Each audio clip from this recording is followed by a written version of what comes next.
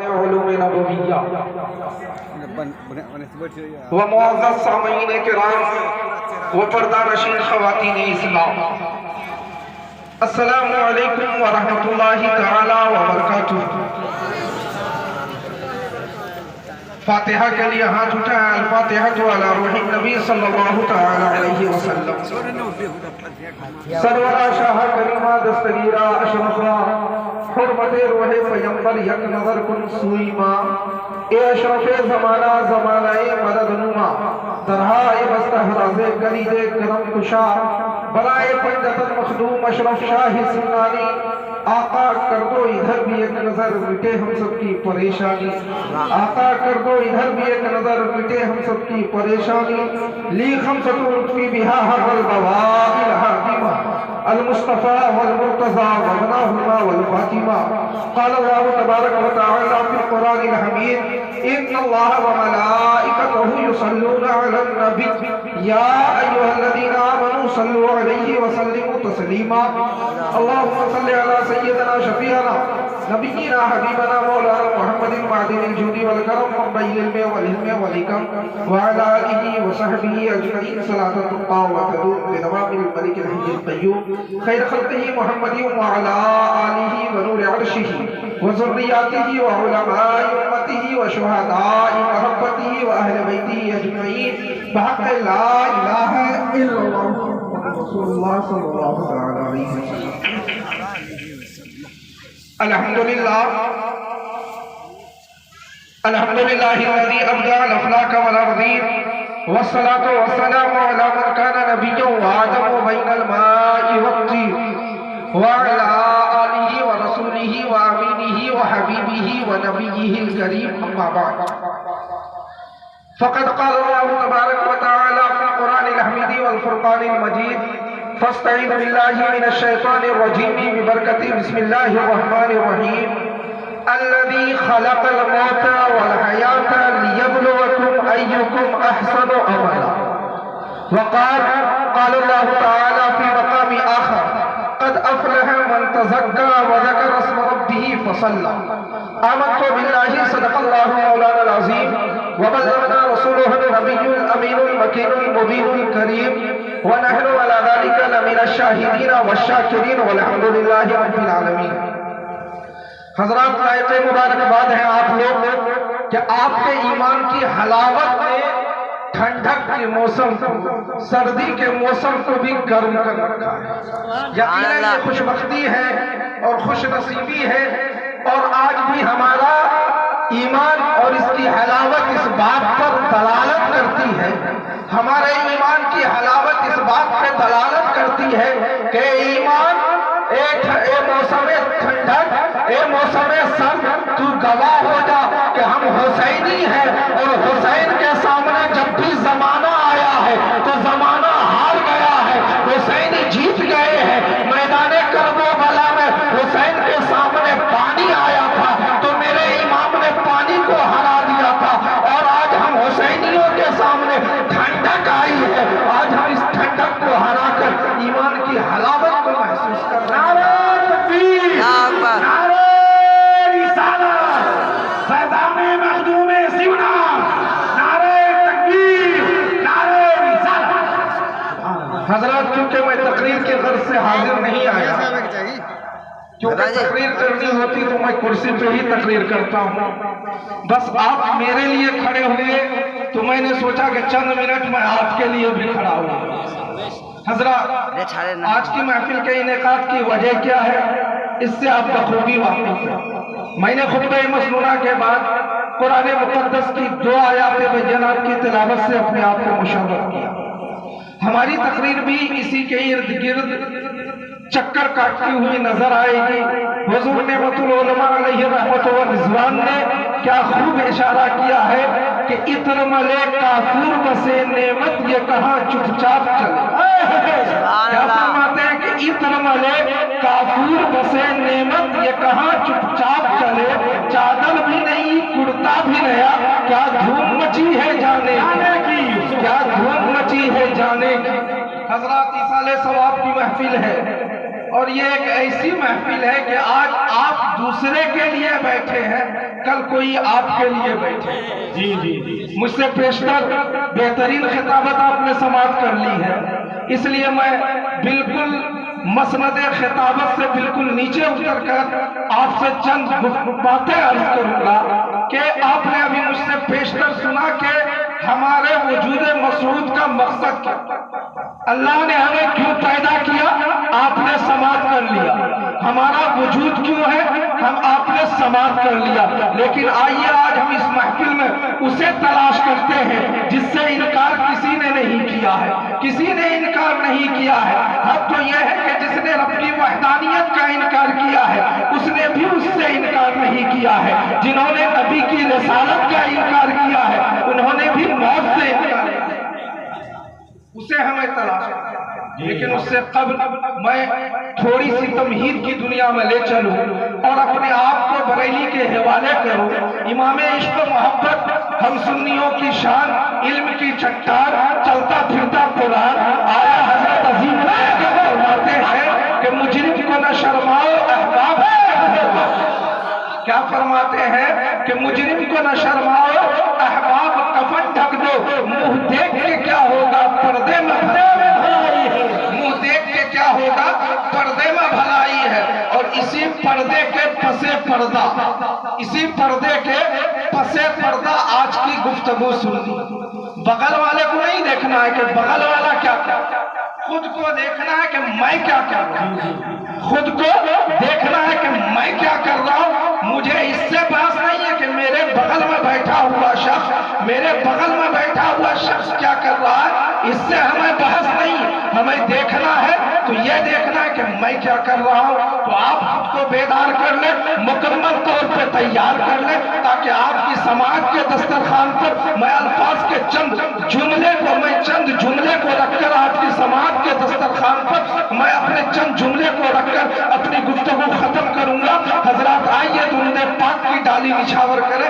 سب سے پہلے اپنے اسلاف کے طرف پہ چلتے ہوئے آقائے نامدار مدنی تاجدار، ہم غریبوں کے دم گسار سرکار مدینہ، راحت قلب و سینہ، نور مجسم، رحمت عالم، فخر آدم، جناب احمد مجتبی محمد مصطفیٰ صلی اللہ تعالی علیہ وسلم کی بارگاہ میں عقیدت و محبت کی تھالی میں سجا کر 3 مرتبہ درود پاک پڑھیں۔ اللہم صلی علی سیدنا شفیعنا نبینا مولانا محمد معدنی الجود والکرم، منبع العلم والحلم والحکم، وعلی آلہ وصحبہ اجمعین، صلاۃ تبقى وتدوم بدوام الملك الحي القيوم صلی اللہ تعالی علیہ وسلم۔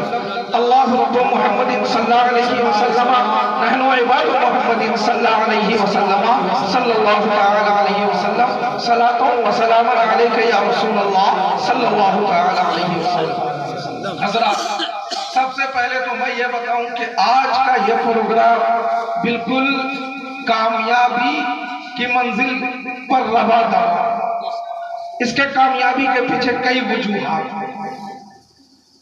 پہلا وجہ تو یہ ہے کہ 12 ربیع النور سے ابھی ہم نکلے، یعنی 12 ربیع النور سے مراد ربیع الاول شریف سے ابھی ہم نکلے ہیں، اور ربیع الثانی نے ہم پہ سایہ کیا۔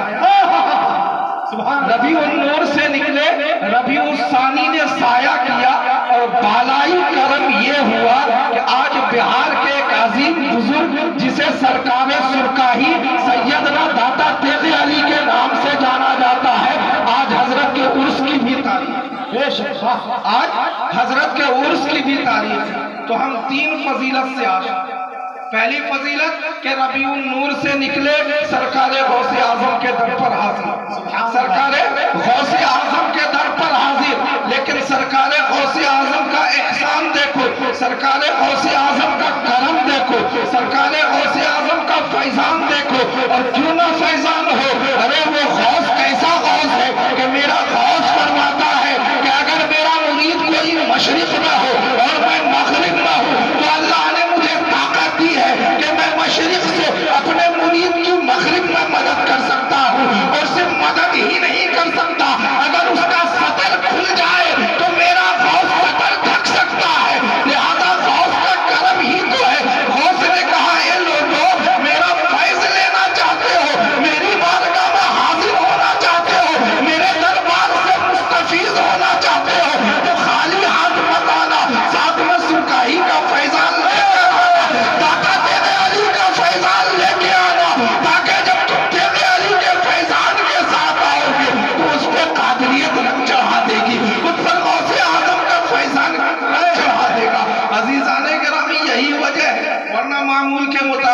ہر سال میں سرکار سرکاہی کی بارگاہ میں حاضر ہوا کرتا تھا اور ان کے فیوز و برکات سے مالا مال ہوا کرتا تھا، لیکن میں یہ سوچ رہا تھا کہ حضرت کی بارگاہ میں حاضری مثال نہیں ہوئی، کشمکش میں تھا، مظفرپور پہنچا، لوگوں کو جاتا دیکھ کر دل مچل رہا تھا، لیکن حضرت کا بار بار فون جا رہا تھا، جس کی بنیاد پر میں نے حضرت کی بارگاہ میں یہ عریضہ پیش کیا تھا کہ حضور آج نہ آ سکا تو کل ضرور حاضری دوں گا، لیکن جب یہاں پہنچا اور اسٹیج پہ آیا تو ایک بیگ حضرت کا کرم ہو گیا، حضرت کی نظر عنایت ہو گئی، حضرت کا فیضان ہو گیا، اور حضرت نے موقع دے دیا کہ اے میاں تم بزرگاہی میں میرا نام نہ لے سکے، بزرگاہی میں میری تعریف نہ کر سکے، بزرگاہی میں میری بارگاہ میں حاضری نہ دے سکے تو گھبراؤ مت، میں روحانیت کا بادشاہ ہوں، میرا معاملہ روحانیت کا ہے، تم نیپال چلے جاؤ، بیلا کی دھرتی پر میرا نام لو تاکہ پتا چلے کہ سرکاہی میں نام لینے والے تو سرکاہی کو دیکھ رہے ہیں، سرکاہی میں نام لینے والے دادا تیز علی کے گنبد کی زیارت کر رہے ہیں، لیکن بیلا میں نام لینے والے دادا تیز علی کی گنبد کی روحانیت میں زیارت کر رہے ہیں۔ عزیزان گرامی، تو یہ ہم سبوں کی مشترکہ خوش بختی ہے، اسی مناسبت سے چند منٹ کے لیے حاضر آیا، کوشش یہ ہوگی کہ 12 نہ بجنے دیا جائے، 12 سے پہلے کھیل ختم کر دیا جائے، اپنی گفتگو سمیٹ لیا جائے۔ آئیے میں اپنے موضوع کی طرف پڑھوں، میں نے قرآن مقدس کی ایک آیت کی تلاوت سے خود کو مشرف کیا، اللہ فرماتا الذی خلق الموت والحیات لیبلوکم ایکم احسن عملا، کیا فرمایا کہ الذی خلق الموت والحیات، جس نے زندگی اور موت کو پیدا کیا۔ زندگی کیوں پیدا کیا؟ تو قرآن نے ہمیں بتا دیا وَمَا خَلَقْتُ الْجِنَّ وَالْإِنسَ إِلَّا لِيَعْبُدُونِ، کس لیے؟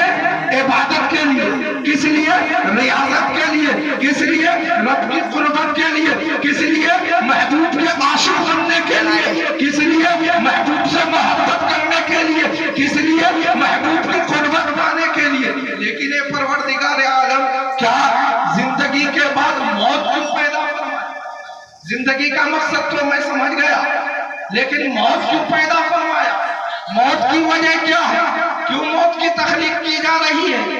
تو اللہ فرماتا ہے کہ الذی خلق الموت والحیات لیبلوکم ایکم احسن عملا، کہ اللہ نے زندگی اور موت کو پیدا کیا، کس لیے؟ فرمایا لیبلوکم، تمہیں آزمایا جائے گا، تمہیں جانچا جائے گا، تمہیں پرکھا جائے گا، ایکم احسن عملا، کہ تم میں سے کون نیک عمل کرتا ہے۔ نعرہ تکبیر، نعرہ رسالت، جشن عید میلاد النبی، فیضان غوث اعظم، فیضان مخدوم اعظم، فیضان سرکار سرکاہی، اشرفی دولہا، نعرہ تکبیر۔ کیا فرمایا؟ لیبلوکم ایکم احسن عملا، کہ اللہ نے زندگی اور موت کو پیدا فرمایا، وجہ کیا؟ تو فرمایا لیبلوکم، اس کے ذریعہ تمہیں آزمایا جائے، اس کے ذریعہ تمہیں جانچا جائے۔ ایک بات اور، ایک قول کے مطابق خلق الموت والحیات، موت اور حیات میں ایک قول کے مطابق دنیا اور آخرت میں، ایک قول کے مطابق دنیا اور آخرت میں۔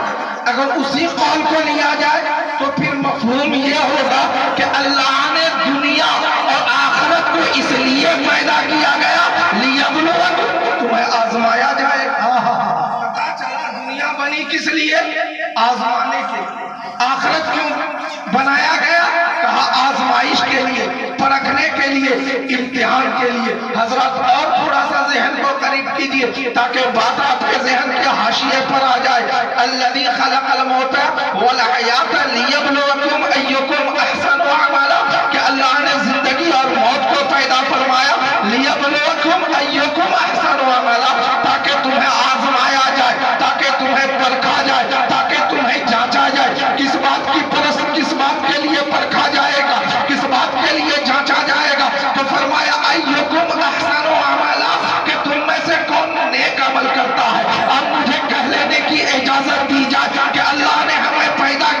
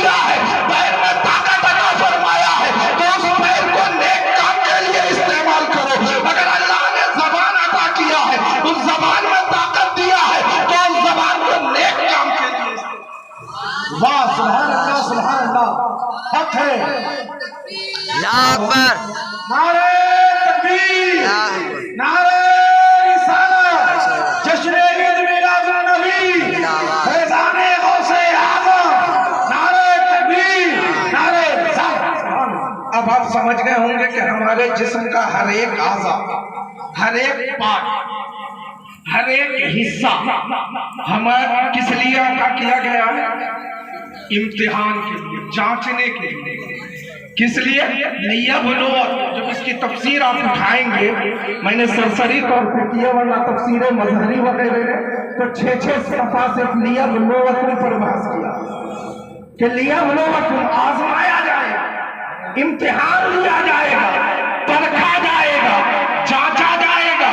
ہاتھ سے کیسا جانچا جائے گا، پیر سے کیسے جانچا جائے گا، زبان سے کیسے جانچا جائے گا۔ تو یاد رکھیں، آپ نے اپنے بزرگوں سے سنا بھی ہوگا، آپ نے اپنے اسلاف سے سنا بھی ہوگا، کتابوں میں پڑھا بھی ہوگا کہ جب آپ آخرت میں پہنچیں گے، میزان پہ پہنچیں گے تو آپ کی زبان خاموش ہو جائے گی، آپ کا ہاتھ گواہی دیتا نظر آئے گا، آپ کی زبان خاموش ہو جائے گی، آپ کی آنکھ گواہی دیتی ہوئی نظر آئے گی، آپ کی زبان خاموش رہے گی، آپ کا پیر گواہی دیتا نظر آئے گا کہ باریلا تو نے کو اس میں طاقت عطا فرمایا تھا، تو نے کو اس میں قوت عطا فرمایا تھا، تو نے کو اس کو وشالتا عطا فرمایا تھا، تو نے کو اس کو قائدی عطا فرمایا تھا۔ اس نے لیبلوکم ایکم احسن عملا پہ عمل۔ سبحان اللہ سبحان اللہ۔ عزیزان کرام، موت ختم کرنے کے لیے نہیں، موت ختم کیونکہ ختم ہو جائے تو کھیل ختم ہو جائے تو کھیل۔ موت ختم کرنے نہیں آتی، بلکہ موت جسم اور روح سے جو رشتہ ہوتا ہے اس رشتہ کو منقطع کر دیتا ہے، اس رشتے کو منقطع کر دیتا ہے، اسے ہم موت کہتے ہیں۔ لیکن یاد رکھیں کہ جسم سے اور روح کے رشتے کو منقطع کرتی اسے ہم موت کہتے ہیں، لیکن روح سے روحانیت کے رشتے کو نہیں، روح سے روحانیت کے رشتے کو نہیں۔ اس لیے اس کے لیے میں بس 1-2 مثال دے کر اپنی بات کو آگے بڑھاؤں۔ آپ نے سنا ہوگا کہ اسی بریلی کی دھرتی پر امام عشق و محبت سیدی سرکار اعلیٰ حضرت کے چھوٹے فرزند جسے زمانہ مفتی اعظم ہم شبیہ غوث اعظم علامہ مصطفیٰ رضا خان علیہ رحمت و رضوان کے نام سے جانتا ہے، جن کے فتاوے آج بھی جن کے فتاوے سے آج بھی باطل لرزتا اور کانپتا نظر آتا ہے، اس ذات کو زمانہ مفتی اعظم کے نام سے جانتا۔ وہ مفتی اعظم جب انتقال کر گئے، دنیا سے پردہ فرما گئے، تو آپ کی مشہور کرامتوں میں سے یہ بات آئی ہے کہ جب آپ کو غسل کے تختے پر لٹایا گیا تھا تو آپ کا تہمت تھوڑا سا اوپر چلا گیا، میرے مفتی اعظم نے اپنے ہاتھ سے اسے نیچے کیا، یعنی اپنی صدر پوشی خود حضور مفتی اعظم نے کیا۔ میں یہاں پر رک کر کہنا چاہوں گا، یہ دنیا لا سکتی ہے تو ایک ایسا مردہ لا، یہ دنیا لا سکتی ہے تو ایک ایسا مردہ لا۔ ابے جب تیری موت میرے مفتی اعظم کی طرح نہیں تو پھر تیری زندگی میرے مفتی اعظم کی طرح نہیں۔ نعرہ تکبیر، نعرہ رسالت، نعرہ رسالت، مسلک اعلیٰ حضرت فیضان مفتی اعظم ہند، نعرہ تکبیر، نعرہ رسالت۔ ہمیں جب مرنا مفتی اعظم کے مرنے کی طرح نہیں، بلکہ مفتی اعظم کی شان میں مرنے کا جملہ استعمال نہیں کر رہا، افہام و تفہیم کے لیے، افہام و تفہیم کے لیے، ورنہ ہم تو کہتے ہیں ہمارے بزرگ پردہ کر گئے، ہمارے بزرگ ہماری نظروں سے چھپ گئے، ہمارے بزرگ اپنے حجرے میں آرام کر رہے ہیں۔ مر تو وہ لوگ جاتے ہیں کہ جن کے مرنے کے بعد کوئی نام لینے والا نہیں ہوتا، ہمارے اسلاف کو پردہ کرتے ہیں۔ یہی وجہ ہے کہ ہر سال ہم ان کی بارگاہ میں جا کر عرس منایا کرتے، ہر سال ہم ان کی بارگاہ میں جا کر عرس منایا کرتے۔ تو یہ تو مفتی اعظم ہے، لیکن آئیے اور قریب کروں، آپ کو بہار کی خانقاہ میں لاؤ جسے مخدوم بہاری کہا جاتا ہے، اس ذات کی بارگاہ میں حاضری دلاؤ۔ وہ مخدوم بہاری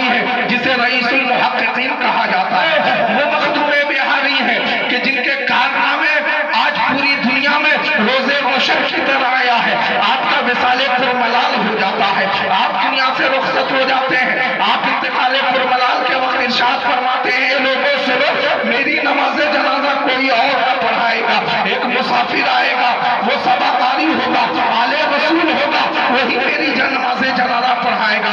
المختصر یہ کہ ایسی ذات آ جاتی ہے، وہ ذات نماز جنازہ پڑھاتی ہے۔ یاد رکھو مسلمانوں، حضور مخدوم بہاری علیہ رحمت و رضوان کی نماز جنازہ حضور مخدوم سمنانی علیہ رحمت و رضوان نے پڑھائی ہے۔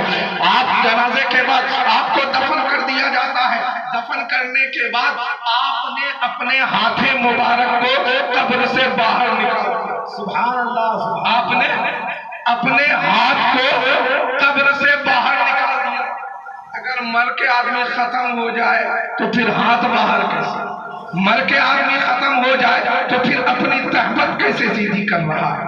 عزیزان گرامی، یہیں تک نہیں بلکہ حضور مخدوم اشرف کو جب یہ خبر دی گئی کہ مخدوم بہاری نے ہاتھ کو باہر نکال دیا ہے، ہاتھ اندر نہیں کیا جا رہا ہے، تو آپ مزار اقدس پہ آئے، مراقبہ کیا، اور مراقبہ کرنے کے بعد مریدوں سے ارشاد فرمایا کہ اے مریدوں، کیا تمہیں خبر نہیں تیرے پیر نے آخری وقت وصیت کی تھی کہ ان کی ٹوپی ہے اس کو قبر میں رکھ دینا، تم نے ٹوپی نہیں رکھا اس لیے ابھی تک ہاتھ باہر ہے۔ مریدوں سے لے کر میرے مخدوم نے ٹوپی دیا، حضور مخدوم بہاری نے ہاتھ کو اندر کر دیا۔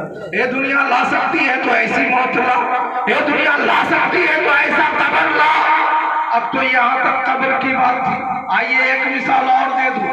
ہمارے کچوچھا سے قریب ایک شہر ہے جس کا نام ہے بسکھاری، بالکل متصل۔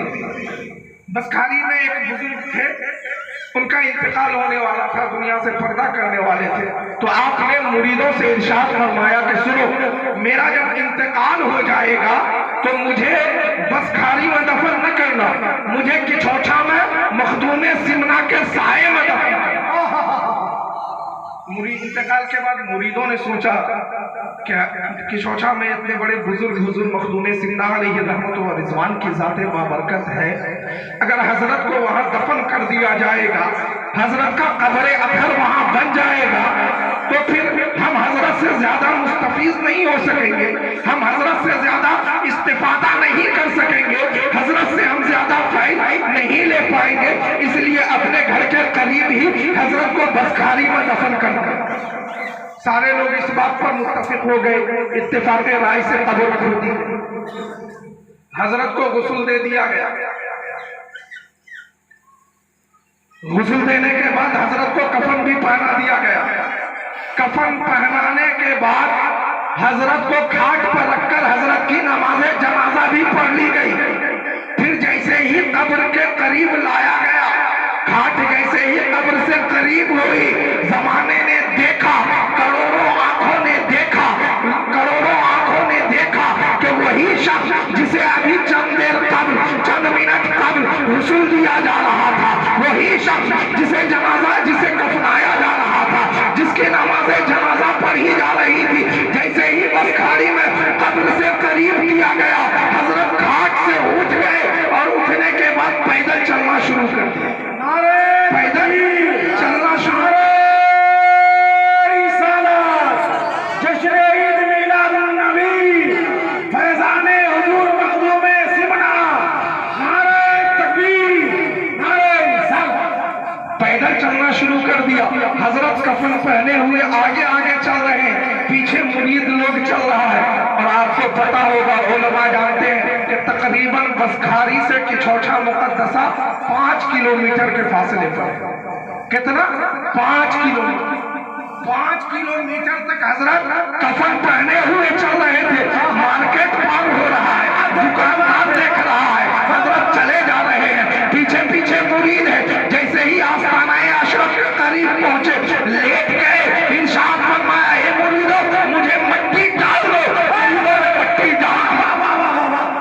دنیا لا سکتی ہے تو ایسا کفنایا ہوا مردہ لا، اے دنیا پیش کر سکتی ہے تو ایسا کفنایا ہوا مردہ پیش کر، جو کفنانے کے بعد بھی، کفن پہنانے کے بعد بھی، نماز جنازہ پڑھانے کے بعد بھی، غسل کے بعد بھی چلتا ہوا نظر آ رہا ہو۔ پتہ یہ چلا کہ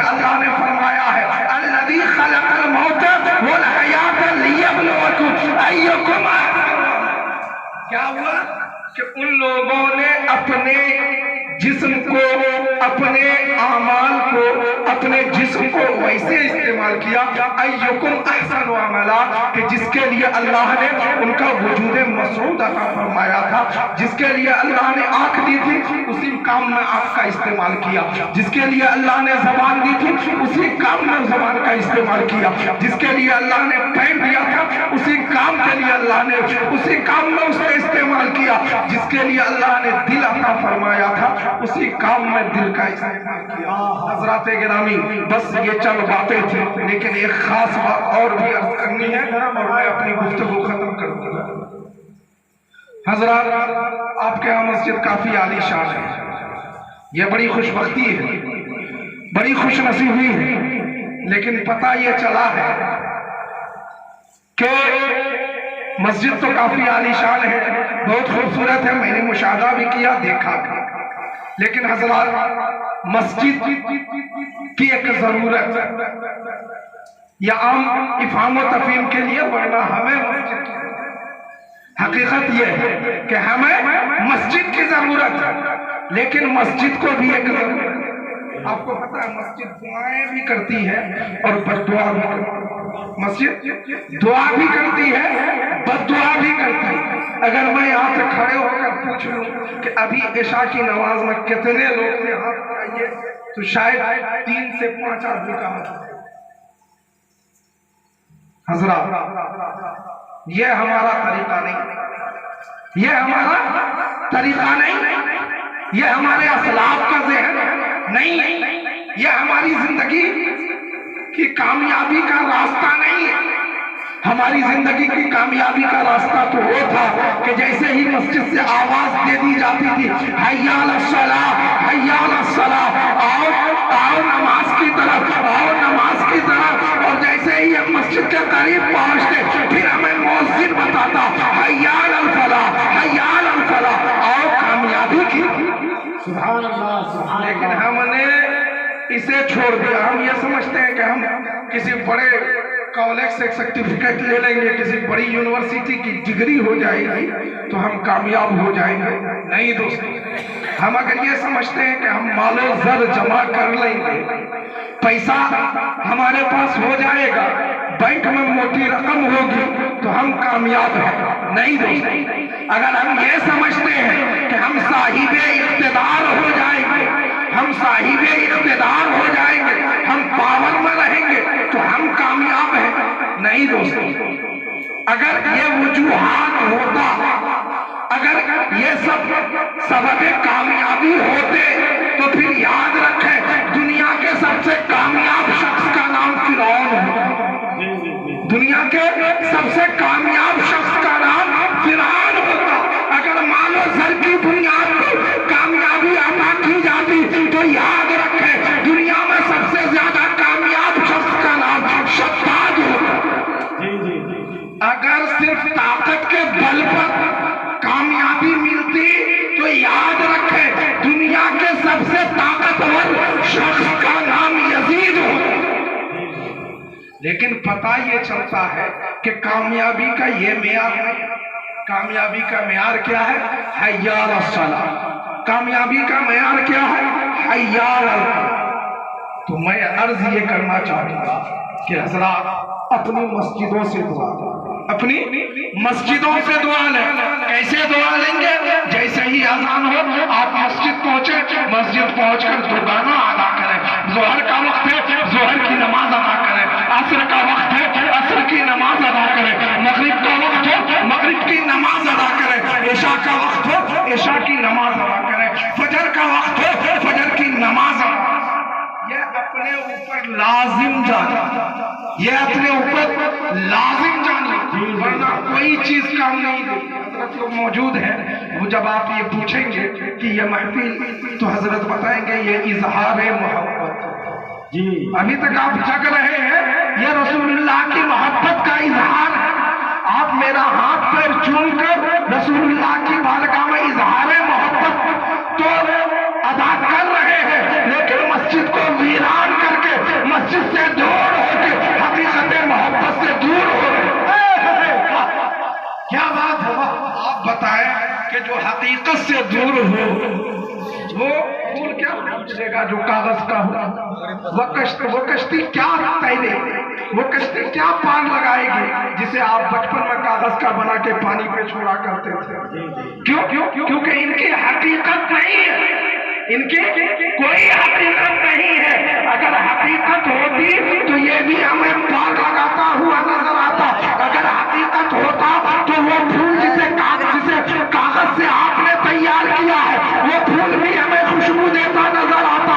پتا یہ چلا کہ یہ پھول خوشبو نہ دے کر، یہ کشتی نہ تیر کر ہمیں درس دے رہا ہے۔ اے لوگوں، مہت تب آئے گی جب تم حقیقت سے جڑ جاؤ گے۔ تو اب مجھے کہہ لینے دیا جائے کہ اظہار محبت کی تب کام آئے گی جب حقیقت محبت سے رشتہ مضبوط ہو۔ ہمیں محبت تب کام آئے گی جب حقیقت محبت سے رشتہ مضبوط ہوگا۔ لہذا وعدہ کر، میں یہ نہیں کہتا کہ مجھ سے وعدہ کر، ہر انسان اپنے آپ سے وعدہ کرے۔ سب سے بڑا وعدہ کیا ہے؟ خود سے خود کا وعدہ، اور توبہ کا۔ توبہ کی بڑی فضیلت ہے، یہ نبی فرماتے ہیں تائب کمن لا ذنب لہ، کہ توبہ سے گناہ سے توبہ کرنے والا شخص ایسا ہے کہ جیسا کہ اس نے گناہ کیا ہی۔ تو یہاں بیٹھے بیٹھے ہر انسان اپنے دل میں یہ تہیہ کرے، توبہ کرے کہ پروردگار عالم آج تک جانے انجانے میں ہم بھول کرتے رہے، ہم بھول کرتے رہے، ہم مسجدوں سے دور رہے، لیکن اے پروردگار عالم آج ہم تجھ سے وعدہ کرتے ہیں، آج ہم تجھ سے وعدہ کرتے ہیں کہ انشاءاللہ فجر سے ہم تیری بارگاہ میں سجدہ نیازی لٹاتے ہوئے نظر آئیں۔ سبحان اللہ، سبحان اللہ، سبحان اللہ۔ میرے بھائی نمازی بنو، لیبلوکم، تم سے پوچھا جائے گا، چھوڑا نہیں جائے گا۔ آپ یہ نہ سمجھیں کہ مرتا اس لیے ہے کہ جس طریقے سے ایک نیتا دوسرے نیتا کو پولیٹکس سے ہٹاتا ہے تو اسے خوبصورت جملہ دیتا ہے ستا پریورتن۔ کیا کہتا ہے کہ ستا پریورتن ہوا، کیا سیاست میں تبدیلی ہو رہی ہے، لیکن یاد رکھیں کہ مرتا اس لیے نہیں ہے، ہمارا بھائی ہم سے اس لیے جدا نہیں ہوتا، ہمارا باپ ہم سے اس لیے جدا نہیں ہوتا، ہمارا خیش و اقارب ہم سے اس لیے جدا نہیں ہوتا کہ نئے لوگ آئیں گے نئے ماڈل سے گھر بسائیں گے، اس لیے نہیں، بلکہ لیبلوکم اس لیے جدا ہوتا ہے کہ پروردگار عالم پوچھے گا ایکم احسن عملا، کہ تو نے دنیا میں کیا کیا، تو نے دنیا میں کیا کیا۔ تو عزیزان گرامی سب سے بڑی چیز کیا ہے؟ نماز۔ کیا ہے؟ نماز۔ نبی فرماتے نماز مومنوں کی معراج ہے۔ کیا ہے نماز؟ مومنوں کی معراج ہے۔ کیا ہے نماز؟ تو نبی کے آنکھوں کی ٹھنڈک ہے۔ کیا ہے نماز؟ نبی کے آنکھوں کی ٹھنڈک ہے۔ اس لیے یاد رکھیں عزیزان گرامی، بے نمازی جب مرتا ہے، بس آخری بات بتاؤں میں آپ کو کہ آپ نے سنا ہوگا حضرت عمر بن خطاب رضی اللہ تعالیٰ عنہ کے دور کا وہ واقعہ کہ ایک ضعیفہ جب حضرت کی بارگاہ میں پہنچتی ہے اور کہتی ہے حضور میں ضعیفہ ہوں، میں بیوہ ہوں، میں مفلس ہوں، میں کمزور ہوں، میں غریب مسکین ہوں، میرے پاس تھوڑا سا تیل تھا، مجھے ٹھوکر لگی، تیل گر گیا، زمین نے پی لیا۔ تیل جب زمین پہ گرتا ہے تو زمین اسے سوکھ جاتی ہے، وہ خوش زمین اس سے سیراب ہو جاتا ہے، لہذا زمین کا جو تقاضا تھا زمین نے اسے پورا کر دیا۔ وہ ضعیفہ حضرت عمر بن خطاب کی بارگاہ میں عریضہ لے کر پہنچی۔ حضرت عمر بن خطاب نے ارشاد فرمایا کیا ایسا؟ کہاں حضور ایسا معاملہ ہوا ہے، زمین نے تیل پی لیا ہے۔ کہا اچھا، تو حضرت عمر بن خطاب نے فوراً کاغذ لیا، ایک رقعہ لکھا اور کہا جاؤ زمین پہ رکھ دینا۔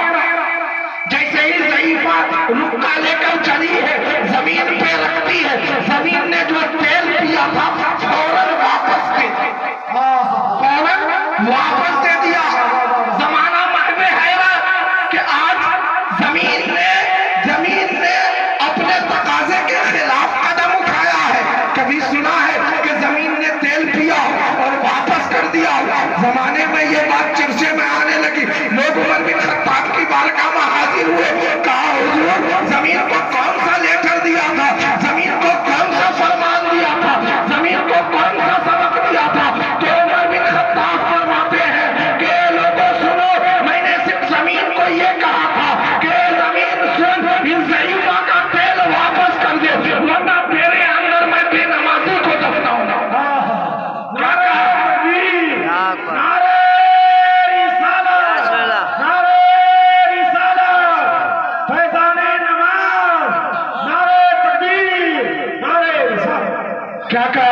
کہ تیل واپس کر دو ورنہ میں تیرے اندر ایک بے نمازی کو دفناؤں گا۔ عزیزان گرامی یہاں پر کر سوچیں کہ زمین نے تیل واپس کرنا گوارا کر لیا، جو خلاف عادت ہے، خلاف مزاج ہے، یہ گوارا کر لیا کہ میں نے جو تیل پیا ہے وہ واپس کر دوں گی، لیکن اپنے سینے میں بے نمازی کو نہیں۔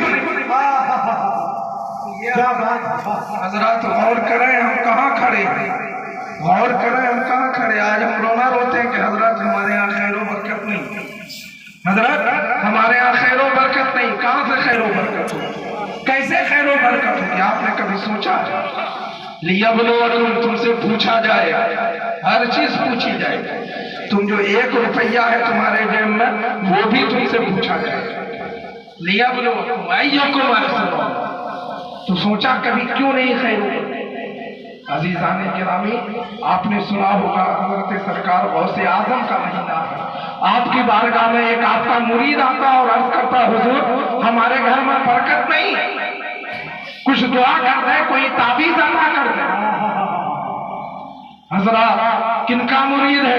سرکار غوث اعظم، اور سرکار غوث اعظم کا مرید ہے۔ کس کا مرید ہے؟ سرکار اعظم کا۔ کوئی مجھ سے بڑے حضرت کا مرید ہوگا، کوئی ان سے بڑے حضرت کا مرید ہوگا، لیکن غوث کون ہے؟ کہ سرکار اعلیٰ حضرت فرماتے واہ کیا مرتبہ غوث ہے بالا، اونچے اونچوں کے سروں سے قدم اعلیٰ، کہ جس کے قدم کا یہ عالم ہے کہ فرماتے قدمی ہادی علی رقیبت کل ولی اللہ، میرا یہ قدم تمام اولیاء اللہ کی گردن پر، تو اگر تمہارا پیر ولی بھی ہوا تو غوث کے قدم کے نیچے، تمہارا پیر ولی بھی ہے تو غوث کے قدم کے نیچے، وہ غوث کا مرید ہے۔ عرض کرتا حضور ہمارے یہاں برکت نہیں ہے، ہمارے یہاں برکت نہیں ہے۔ سرکار نے فرمایا جاؤ گھر میں ایک پردہ لگا لو، دروازے پہ ایک پردہ ڈال دو۔ مرید آیا، پردہ ڈال دیا، پردہ ڈالنے کے بعد برکت ہونے لگی۔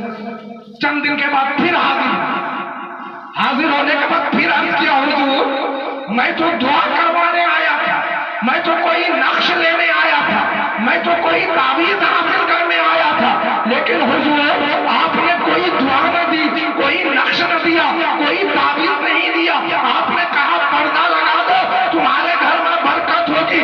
کیا معاملہ تھا؟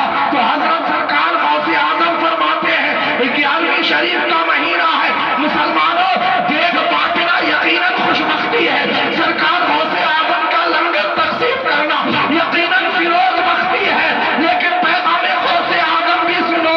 میرے غوث فرماتے ہیں کہ مرید سن، تیرا گھر لبے سڑک ہے، روڈ کے کنارے ہے، اور بے نمازی آتا جاتا ہے، اس کی نظر پڑتی ہے، بے نمازی کی نظر کی وجہ سے اللہ نے تیرے گھر سے برکت۔ اللہ مسلمانوں سوچو آج ہم کہاں کھڑے ہیں، غور کرو کہ آج ہم کہاں کھڑے ہیں کہ سرکار غوث اعظم کا مرید ہے، سرکار غوث اعظم کا مرید ہے، لیکن بے نمازی کی صرف نظر پڑ رہی ہے تو اللہ برکت اٹھا لے رہا ہے۔ پھر سوچو جس گھر میں بے نمازی ہو اس گھر میں کیسے برکت کی امید لگائی جائے، جس گھر میں بے نمازی عورتیں ہو اس گھر میں کیسے برکت کی امید، جس گھر میں بے نمازی اولاد ہو اس گھر میں کیسے برکت کی امید، جس گھر میں بے نمازی سرپرست ہو اس گھر میں کیسے برکت کی۔ پھر بھی ہم رونا روئیں گے کہ ہم کامیاب نہیں ہوتے۔ عزیزان گرامی بس آخری بات یاد کر دوں مسلمانوں، یاد رکھو اللہ نے تمہاری کامیابی کا جو راستہ بتایا وہ یہ بتایا قد افلح من تزکا وذکر اسم ربہ سبحان اللہ، کہ تحقیق کے کامیاب وہ ہوا جس نے اپنے دل کو صاف کر لیا، جس نے اپنے دل کو صاف کر لیا، دل اور زبان کو یکساں کر لیا، دل اور زبان کو برابر کر لیا، تو وہ انسان کامیاب ہو گیا۔ لہذا کوشش کریں جو باتیں میں نے عرض کی ہے اس پہ خوب محاسبہ کریں، جائزہ لیں، غور و فکر کریں۔ یہ باتیں آپ کے لیے دنیاوی نجات کا باعث بھی ہے اور اخروی نجات کا بھی باعث ہے۔ خود اپنا محاسبہ کرنے کی ضرورت ہے، کیونکہ اللہ فرماتا الذی خلق الموت والحیات لیبلوکم ایکم احسن عملا۔ موت اور حیات کا انکار نہیں کیا جا سکتا۔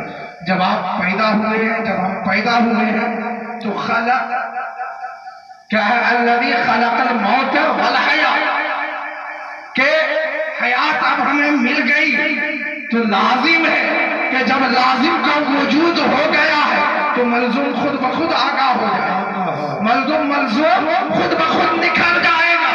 تو جب زندگی مل گئی ہے تو پھر اب موت سے انکار نہیں کیا۔ تو جب وہ یقینی شے ہے تو پھر لیبلوکم کے لیے ہم تیار ہو جائیں، ہم آزمائش کے لیے تیار ہو جائیں۔ ہم اپنی آنکھ کو، اپنی زبان کو، اپنے کان کو، اپنے پیر کو، اپنے ہاتھ کو، اپنے عقل سلیم کو، تمام اعضاء کو اس کے لیے تیار کر دیں کہ جب میدان حشر میں پہنچے تو ہماری زبان خاموش ہو، ہمارے ہونٹ سلے ہو اور ہمارا ہاتھ گواہی دے کہ پروردگار عالم تو نے جو ہاتھ عطا کیا تھا ایکم احسن عملا، اس نے ہاتھ کو نیک کام میں استعمال کیا ہے۔ پروردگار عالم تو نے جو پیر عطا کیا تھا ایکم احسن عملا، اس نے پیر کو نیک کام کے لیے استعمال کیا ہے۔ اور جب اس انداز سے ہم پہنچیں گے تو پھر ہماری دنیا بھی کامیاب، ہماری آخرت بھی کامیاب۔ بس میں انہی چند باتوں کے ساتھ اپنی تقریر ختم کرتا ہوں۔ اللہ وحدہ لا شریک کی بارگاہ میں دعا گو مولا کریم آج صاحب خانہ نے جن کے لیے آج کے محفل کا انعقاد کیا، مولا کریم ان کے تمام گناہ صغائر، گناہ کبائر کو معاف فرما کر مولا جنت الفردوس میں عرفہ و اعلیٰ مقام عطا فرمائے۔ بولنے میں کسی بھی طرح کی کوئی لغزش ہوئی ہو تو اپنے حبیب ہم سبوں کے آقا حضور صلی اللہ تعالی علیہ وسلم کے صدقے معاف فرمائے اور ہم سبوں کو اس پہ چلنے کی توفیق و رفیق عطا فرمائے۔ وآخر دعوانا ان الحمدللہ رب العالمین۔ السلام علیکم ورحمۃ اللہ۔